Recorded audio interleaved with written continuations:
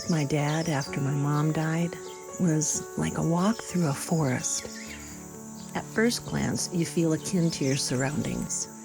Then you take a closer look, down below around your feet, up over your head, and deep into your heart.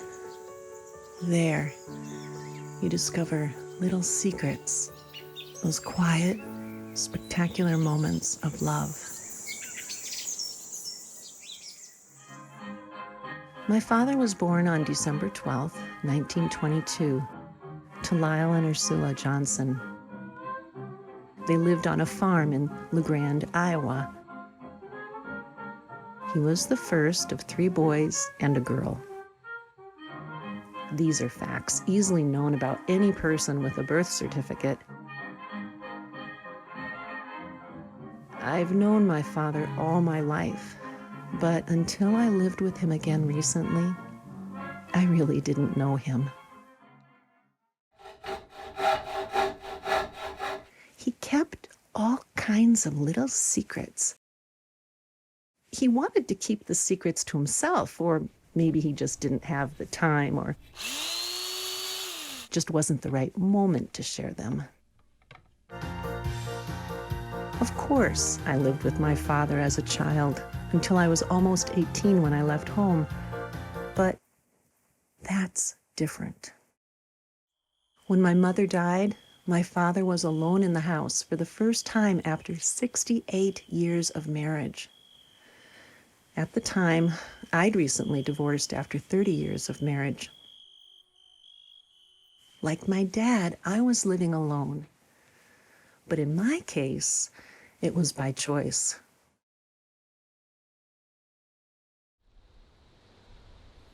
One afternoon, I asked him how he was doing. He said, "When I can't make it up and down the stairs to do the laundry, I'll have to sell the house." "Well, I can go up and down the stairs," I said. "I can come here. I can live with you, and we'll figure this out together." So, after living in my house for only a year, I left. I moved in with my dad. Our agreement was for me to live with him for 1 year, and by the end of that year, we would have a plan for him.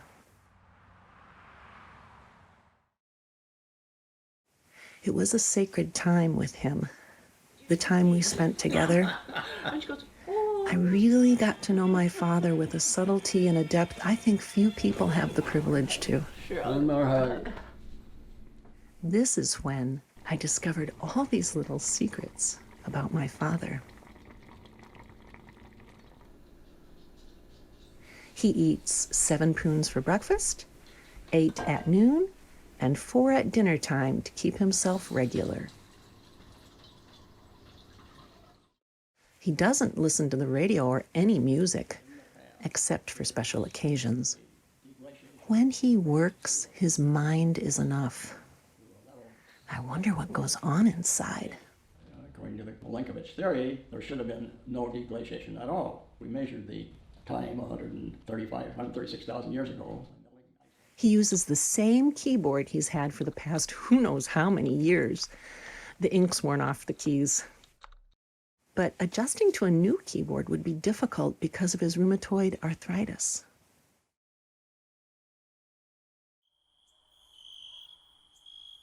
He goes to bed early, about 9 o'clock.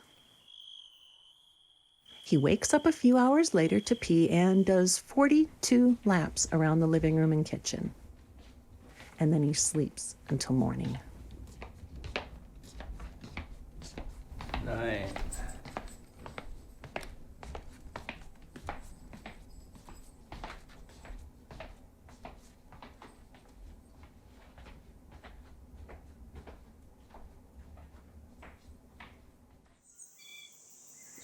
He loves his zinnias.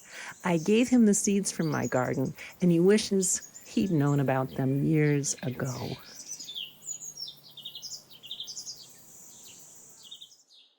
He raises monarchs from tiny eggs to little caterpillars to big caterpillars to chrysalises to butterflies.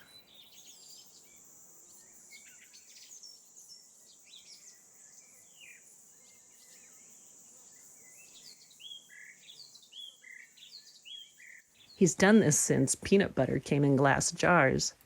Well, this I knew before I lived with my dad.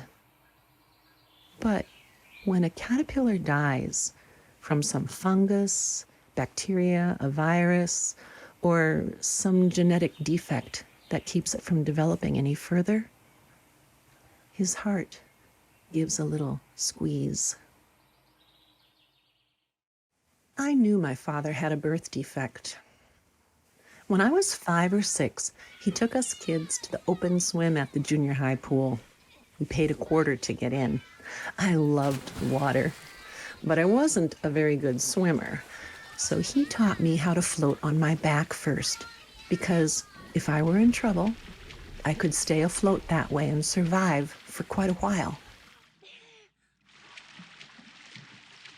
As you can guess, I knew from a very young age of my father's birth defect. When he swam, it was the only time his chest was bare. He was a muscular man, all but for the right side of his chest. There, he had a significant concave void. And as it turned out, it was not so simple. He told me about when he was born. His grandfather, the town doctor, told his mother, "This baby will never survive." My father was missing 4 or 5 ribs. Only skin between the outside and the lungs. 2 or 3 more ribs were just stumps. One of several reasons for the Army not taking me. The tips of his clavicles crisscrossed below his Adam's apple. Well, but you can't see one of them. One of them is kind of buried behind the other. The right side of his lower jaw protruded, and his right hip socket was misaligned. The entire right side of his skeleton had one deformity or another, and who knew what deformities lingered inside his rib cage? But my father lived with this, has lived with this, his entire life. He knows no other way of being. He told me a story about going swimming with a bunch of boys in Davidson Creek, where it pours into the Iowa River. He was 4 or 5 years old. His mother said, for the first and only time, "Robert, keep your shirt on." And she didn't have to explain. He knew by the look on her face and the tone in her voice that he needed to be ashamed of his deformity. My father told me another story. When he was of courting age, before he left home to go to college in Des Moines, his mother made him a pad. With elastic straps, he could slip the pad into the bowl of his chest. It was like a firm but soft pillow. So when he hugged a woman, he would be whole. At the age of 25, he met my mother, a high school senior, on a blind date. He wore this pad so she would assume he was whole. And at a certain point, of course, he had to reveal his shame. But contrary to other women he dated, it didn't matter to her. She loved him so much. So when I lived with my father, he shared a few secrets with me. I learned how much he loved my mother. I learned how much he loved me. I learned how much he felt for anyone who struggled with circumstances beyond their control, like Leo, his grandson, with Down syndrome, or a monarch caterpillar's unexpected demise.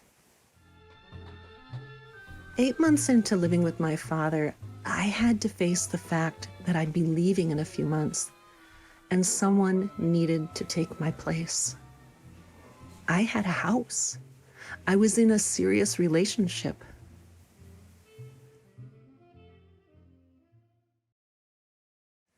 The the day that broke my heart was the day I sent this letter.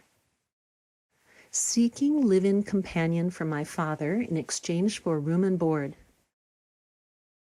Bob is a retired Honeywell physicist and adjunct University of Minnesota professor of paleoclimatology.